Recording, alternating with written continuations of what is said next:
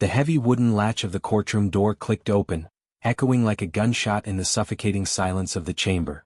Every pair of eyes in the cold, oppressive room turned toward the entrance, where a tiny figure stood, dwarfed by the towering doorway. Little Lily Harper, only 5 years old, stepped forward on trembling legs, her small hands clutching tightly onto the chain of Max, a German shepherd with a long, jagged scar running down his left flank, a testament to past battles fought and survived. The rhythmic tapping of Max's claws against the wooden floor blended with Lily's quickened breaths, forming an eerie symphony, as if heralding an impending storm. The courtroom was packed, jurors, lawyers, reporters, and breathless spectators, all unable to tear their gaze away from the little girl. Lily was the last hope, the sole witness in a botched kidnapping case that could put a dangerous man behind bars forever. But there was one fatal problem.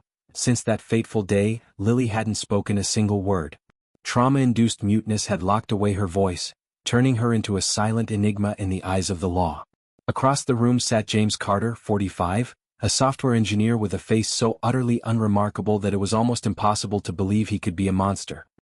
His lips curled into a faint smirk, his cold eyes sliding over Lily as if she were nothing more than a prey already subdued. No physical evidence, no confession, and a mute witness. Carter knew his lawyer had built an ironclad defense. Victory was nearly his. But then the air thickened. Lily, after a few hesitant steps, finally settled into the witness chair. Her green eyes, clouded with fear, accidentally locked onto Carter's gaze. For a fleeting moment, her tiny fingers trembled, making a subtle motion, a secret signal she had learned through weeks of therapy. It was so small that most people didn't notice. But two beings in that room did, Max and Judge Daniel Hayes. Max's reaction was instantaneous. The second Lily's fingers twitched in that silent plea for help, his body went rigid like stone. His ears stood erect, muscles coiled like springs ready to snap. A low, guttural growl rumbled from deep within his chest, vibrating through the courtroom like a sound from the underworld itself. His amber eyes locked onto Carter, unblinking, unwavering, as if seeing straight past his human shell to the monster lurking beneath. The courtroom rippled with unrest. Whispers spread like wildfire, darting between the girl, the dog, and the accused. This wasn't the reaction of a trained therapy dog merely sensing his owner's distress. This was something deeper, more primal, an undeniable recognition. For the first time, Carter faltered. His smirk froze, his expression stiffened, and for just a split second, fear flickered in his eyes. Judge Daniel Hayes, a veteran of the bench with decades of experience, slammed his gavel down. The sharp crack shattered the tense atmosphere like thunderclaps in a storm. "This court will recess for 15 minutes, he declared, his voice firm but tinged with an unusual tremor. Prosecutor Rachel Evans looked up, confusion etched across her face, but Hayes did not return her gaze. Instead, his eyes remained fixed on Lily, who now clung tightly to Max, as if the dog were the last lifeline in a raging sea. As the crowd shuffled out of the courtroom, Judge Hayes remained seated, his fingers gripping the edge of the bench, his mind racing. He had seen many things in his career, but never had he witnessed a therapy dog react with such chilling certainty. What had Max recognized? And more importantly, how would it change the course of this case? The storm of truth was coming, and for the first time, Hayes could feel its icy breath crawling down his spine. Before darkness swallowed Lily Harper's voice, she had been a radiant beam of light in her family's small home. At just 5 years old, Lily was a whirlwind of endless stories and laughter that rang through the backyard. Her emerald green eyes sparkled like gemstones, and her golden curls shimmered under the sunlight. She loved fairy tales, plush animals, and the warm storytelling voice of her mother, Sarah Harper, as she brought each character to life. No one ever thought fear could touch her, until that fateful afternoon. It was a perfect spring day, with the scent of wildflowers in the air and golden sunlight painting streaks across the grass. Sarah stood by the kitchen window, a soft smile on her lips as she watched Lily twirl in her pastel pink dress, a tiny ballerina on nature's grand stage. Her husband, David Harper, would be home in a few hours, and Sarah debated whether to start dinner or wait for him. A peaceful afternoon, seemingly unbreakable, until the phone rang. It was her sister calling from another state. Sarah stepped inside, thinking it would only take a few minutes. For minutes, just 4 short minutes changed everything. When she returned to the window, her heart stopped. The wooden gate at the back of the yard was ajar, swinging slightly in the breeze, an ominous warning. A chilling wave ran down her spine, her breath catching in her throat. "Lily," Sarah's scream shattered the quiet, but the yard was empty, or not entirely. Lily was still there, but she was no longer alone. Near the sidewalk, a black van idled silently, its side door slightly open like the jaws of a beast waiting to devour its prey. A strange man crouched beside Lily, his smile warm but eerily artificial, his voice a sickly sweet melody. "I have some puppies in my van," he cooed. "They're very special. They need a sweet little girl like you to take care of them. Would you like to see?" Lily stood frozen, her wide eyes locked onto his, not screaming, not running, as if fear had paralyzed every nerve in her body. He reached out, his rough fingers grazing her small arm, preparing to pull her away. But from across the street, a sharp, elderly voice rang out like an alarm bell. "Hey, let go of that child." Martha Jenkins, a retired nurse walking her terrier, had seen everything. Her age-clouded eyes were still sharp enough to recognize danger. The man stiffened, his smile vanishing, replaced by a cold, dagger-like glare. He tightened his grip on Lily for a second longer, but his hesitation gave her an opening. Lily wrenched free, her tiny legs propelling her forward like an arrow shot from a bow. Sarah ran, sweeping her daughter into her arms just as the van roared to life. The tires screeched against the pavement, leaving behind black streaks like scars on the road. She clutched Lily tightly, her heart pounding like a war drum. But strangely, Lily did not cry. She merely buried her face in her mother's shoulder, trembling like a leaf in a storm, silent. The police arrived soon after, led by Detective Jack Monroe, a seasoned FBI agent with salt and pepper hair and piercing brown eyes that had seen too much darkness in his years of tracking missing children. He knelt beside Lily, his voice calm but firm. "Do you remember what the man looked like, sweetheart?" No response. Sarah smoothed Lily's curls, her voice wavering. "Say something, baby. You're safe now." But Lily only clung tighter to her mother's dress, her eyes hollow as if staring into an abyss. "Trauma-induced muteness," Agent Lisa Grant whispered beside Monroe. No statement, nothing to go on except a vague description. A man, a black van. Martha stepped forward, her voice steady. "I remember 3 letters from the license plate, YKZ." Monroe nodded, jotting it down in his worn leather notebook. But he knew it wasn't enough. In the past 18 months, 4 children had vanished in the area, all lured away by the promise of puppies. James Carter might be the mastermind behind it all, but without evidence he remained a phantom lurking beyond the law's reach. The days that followed turned Lily into a shadow of herself. She didn't play, didn't draw, didn't leave the house. She flinched at the sound of passing cars, her nights plagued by silent nightmares, her small body trembling, her breath ragged, but not a single scream escaping her lips. Sarah and David tried everything: bedtime stories, favorite meals, even her beloved stuffed rabbit she had once carried everywhere. Nothing broke through the wall of silence around her. One night, as they sat across from each other at the kitchen table, Sarah's voice was raw with exhaustion. The therapist suggested an emotional support dog. David rubbed his face, his eyes red-rimmed. "Do you think it will help?" "I don't know," Sarah admitted. "But I can't watch our daughter disappear like this." That decision led them to Dr. Laura Bennett's Animal Rehabilitation Center. The air smelled of disinfectant and the earthy scent of fur. In the corner of the room, on an orthopedic bed, lay Max, a German shepherd with deep brown eyes and a quiet intensity that spoke of battles fought and survived. Once one of the finest canine officers, Max had fearlessly plunged into danger to save lives. But 3 years ago, during a raid to rescue a kidnapped child, he had been stabbed by a suspect. The blade had cut deep into his right flank, leaving a scar as a permanent reminder of his sacrifice. His injuries forced him into early retirement, and when budget cuts loomed, Max had been placed on the euthanasia list. Laura Bennett had saved him. With years of experience running an animal therapy program, she saw potential in Max's intelligence and unwavering loyalty. And now she was placing her trust in him once more, for Lily. Sarah sat tensely in the room, gripping the hem of her dress, while Lily peeked from behind her mother, sneaking glances at Max.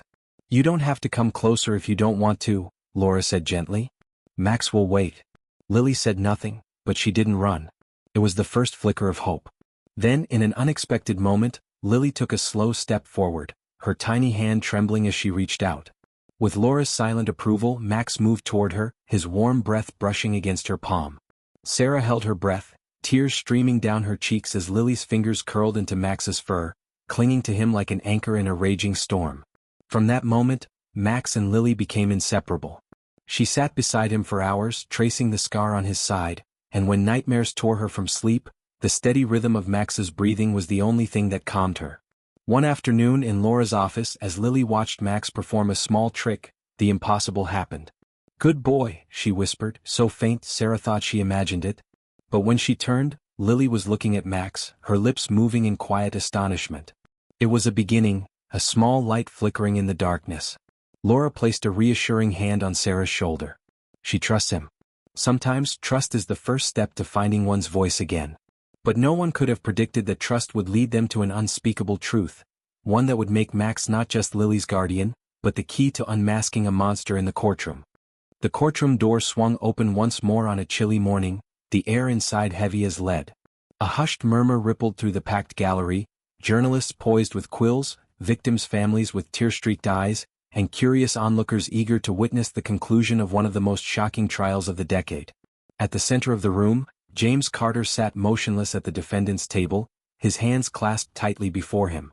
But the facade of calm he had maintained was beginning to crack. His eyes flicked to Lily Harper, the 5-year-old girl clutching the leash of Max, the German shepherd that hadn't left her side. Max's ears stood erect, his nose twitching as if he could smell the blood lingering in the air. Judge Daniel Hayes entered, his black robe billowing like the wings of a stormbringer. He took his seat, sharp eyes sweeping over the room before settling on Lily and Max. It had been a battle to allow the therapy dog's presence in the courtroom, and now that decision was about to prove its worth. "Prosecution, proceed," Hayes ordered, his voice as solid as granite. Rachel Evans, the lead prosecutor, rose to her feet, her stance firm but hands trembling ever so slightly. She knew this case was hanging by a thread.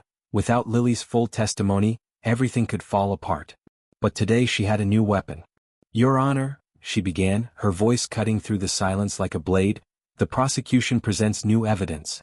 Soil samples taken from the defendant James Carter's vehicle have been analyzed and matched to a specific location, an abandoned cabin in the northern woods. We request a 24-hour recess to investigate further, as this clue may be the final piece needed to close this case." Michael Grayson, the defense attorney, shot to his feet like a coiled spring, his voice sharp. "Your Honor, this is just a stalling tactic. There is no direct evidence linking my client to that cabin. Soil samples are circumstantial at best." But Hayes raised a hand, silencing him. "Request granted," he declared, his voice unwavering. "The prosecution has 24 hours. Court is adjourned." The gavel struck down like a declaration of war. Hours later, a team led by Detective Jack Monroe arrived at the cabin. The sky loomed gray, wind howling through the trees like the wails of trapped souls. Max, brought along due to his unusual reaction to Carter, leaped from the vehicle, eyes sharp.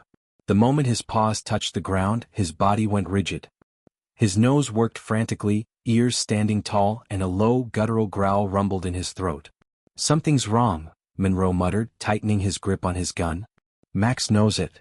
The cabin appeared abandoned, thick dust coated the porch, but faint footprints trailing to the back door told another story. The tactical team moved in, weapons raised, the cold seeping through their protective gear. Inside, the room was eerily bare. A rotting wooden table, a rickety cot, and a few rusted cans of food strewn carelessly. Then Monroe froze, his eyes locked on the floor near the back wall. A strange seam, a slight gap where there shouldn't be one. He knocked hollow. "There's something underneath," he said, his voice hoarse. With practiced precision, the team pried up the floorboards. A narrow, pitch-black staircase emerged, leading into a hidden basement. The air below was damp, laced with the scent of decay and despair. Flashlights cut through the darkness, revealing a chilling sight. Old toys, tiny shoes, a faded pink backpack lying abandoned in a corner. And then, from the depths of the shadows, a weak voice called out, "Help!" An 8-year-old girl, Emma Sullivan, missing for 6 months, was found alive, though emaciated and clad in tattered clothes. She was chained to the wall, sunken eyes flickering with hope as the rescue team approached. Max whined, straining against his leash, pulling toward Emma as if shielding her from the ghosts of her captivity. Monroe knelt, hands trembling as he unlatched the shackles, gathering the frail girl into his arms. "You're safe now," he whispered, his voice thick with emotion. "We found you." Emma clung to him, her small body quaking like a leaf in the wind. News of the rescue spread like wildfire. When court reconvened, the gallery was packed, the atmosphere electric with tension. Rachel Evans stepped forward, her gaze burning with determination. "Your Honor," she said, voice like ice, "we present new evidence. Emma Sullivan found alive in the basement of the very cabin identified by soil samples from the defendant's vehicle. James Carter's DNA was found on the chains, his tire tracks matched the scene, and most crucially, Emma can testify against him." Carter paled, his hands gripping the table's edge until his knuckles turned white. I don't know anything about this," he stammered, but the tremor in his voice betrayed him. Evans pressed on. "A living victim, Mr. Carter. A witness who will dismantle every defense you've attempted." The courtroom erupted in murmurs, like waves crashing against a shore. And then the moment of reckoning came. Max, lying at Lily's feet, suddenly lifted his head. His dark eyes narrowed, the fur along his spine bristling as a low, ominous growl reverberated through the silent chamber. Slowly, deliberately, he rose to his feet, each step measured as he advanced toward Carter, gaze locked onto the defendant. It wasn't emotion, it was primal recognition, the hunter staring down its prey. Carter flinched, shrinking back in his seat, sweat beading on his forehead. Everyone saw it, the unraveling, the last thread of his composure snapping. He turned to Grayson, whispering frantically, then in a final act of desperation he shot to his feet, his voice breaking, "I want to change my plea. I plead guilty." The courtroom exploded into shouts and gasps. Hayes slammed the gavel, his expression dark as a gathering storm. "Mr. Carter, do you confirm your plea?" he demanded, voice low and menacing. Carter nodded, head bowed, hands trembling. "Yes," he whispered, sealing his own fate. The trial concluded in an instant. James Carter was sentenced to life in prison without parole, his name forever etched into history as a monster finally brought to justice. But the true spotlight belonged to Lily and Max. In the days following the verdict, Lily spoke her first words after weeks of silence. She cupped Max's face, whispering, "Thank you." Sarah and David, her parents, held each other, weeping, knowing their daughter was finding her way back. Max wagged his tail, pressing his head into Lily's embrace, his deep brown eyes shining with quiet resolve. In a world filled with darkness there were still souls, some walking on four legs, who stood against evil. And between them, an unbreakable bond had proven that sometimes, love and loyalty could work miracles.